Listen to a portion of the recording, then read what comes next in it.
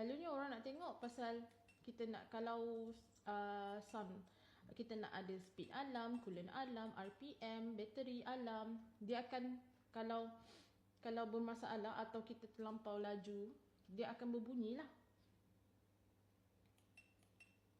Macam speed alarm, coolant alarm, RPM, bateri alarm, semua dia akan berbunyi. Contoh, sekejap ni kalau macam pasangan korang suka bawa laju, dia akan berbunyi lah.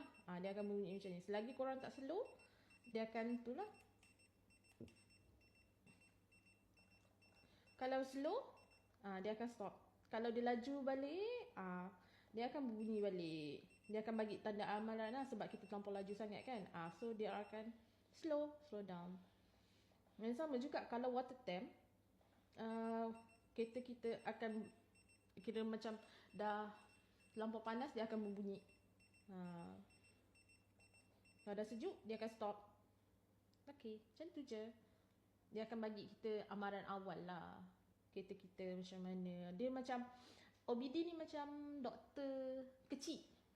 Sebelum kita pergi kat mekanik, dia bagi tahu dulu diagnosis untuk kereta kita lah.